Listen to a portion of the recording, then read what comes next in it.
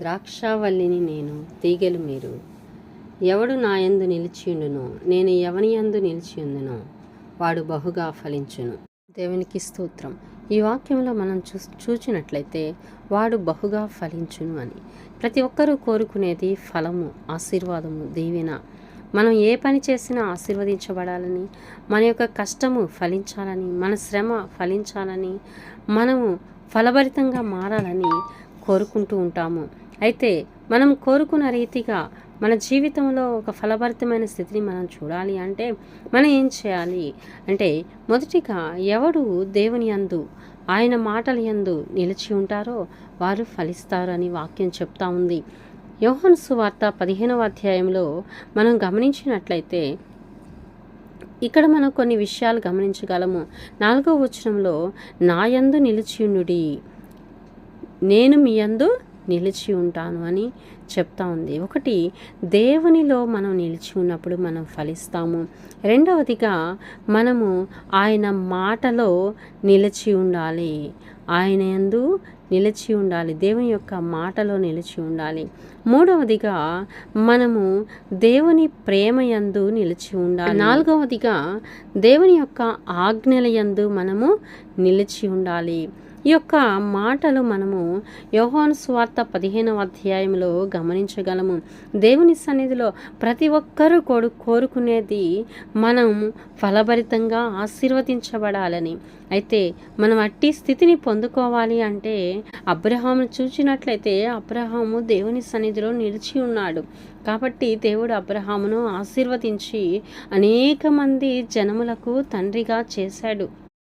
హన్నాను గమనించినట్లయితే హన్నా దేవుని సన్నిధిలో నిలిచి ప్రార్థించినప్పుడు దేవుడు ఆ బిడ్డకు సమూయేలుని అనుగ్రహించినట్లుగా చూస్తూ ఉన్నాం. అలాగే మనం ఫలభరితంగా మారాలి అంటే మనము దేవుని సన్నిధిలో నిలవబడాలి. అంతేకాదు దేవుని యొక్క వాక్యంలో నిలిచి ఉండాలి. ఆయన యొక్క మందిరావరణంలో మనం నిలిచినప్పుడు దేవుడు సంపూర్ణమైన ఆశీర్వాదములతో మనల్ని నింపుతాడు. మన యేసయ్య ఆయన నిజమైన ద్రాక్షావల్లి, మనం ఆయన తీగలమై ఉన్నాము. కాబట్టి మనము ఫలించాలని దేవుడు కోరుకుంటా ఉన్నాడు.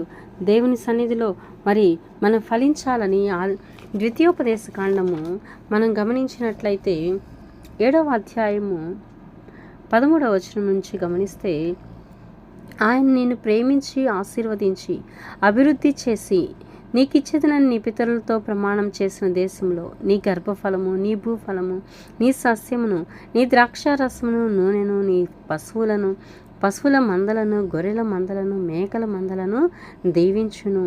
సమస్త జనముల కంటే ఎక్కువగా నీవు ఆశీర్వదింపబడదు.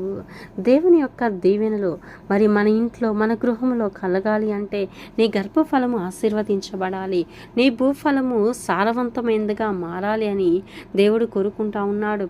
కాబట్టి దేవుని సన్నిధిలో ఆశీర్వదించబడడానికి మనము దేవుని యొక్క మందిరానికి వచ్చి మందిరంలో 2వ దినవృత్తాంతములు 6:31 ప్రకారము దేవుడు అంటున్నాడు, నీవు వారి హృదయములను ఎరిగి ఉన్నావు కనుక వారి సకల ప్రవర్తనకు తగినట్లుగా నీవు ప్రతిఫలమును దయచేయుదువు.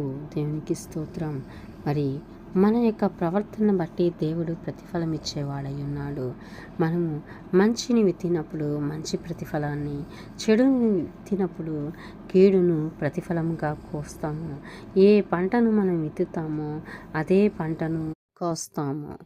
కాబట్టి ఫలభరితుల మటుకు మనము వ్యర్థమైన వాటిని విసర్జించి దేవునిలో సాగిపోదాం. దేవుని నామం స్తోత్రంలో ప్రార్థన చేసుకుందాం. ప్రభువా, ప్రతి ఒక్క బిడ్డను ఫలభరితంగా చేయండి. వారి కష్టార్జితం వారికి దక్కనివ్వండి. కుటుంబంలో దీవించి ఆశీర్వదించండి. గర్భఫలం, భూఫలము ఆశీర్వదించబడాలి. బిడ్డలకున్న సమస్తమును మీరు దీవించి ఆశీర్వదించండి. ఎండిన స్థితి నుంచి ఫలభరితముగా మార్చి శ్రేష్టమైన దీవెనతో నింపమని యేసుక్రీస్తు నామములో అడిగి వేడుకొంచున్నాము తండ్రి. అందరికీ స్తోత్రాలు, వందనాలు. ఈ యొక్క ఛానల్ మీకు దీవెనకరంగా ఉన్నట్లయితే అందరికీ షేర్ చేయండి, లైక్ చేయండి, సబ్స్క్రైబ్ చేయండి.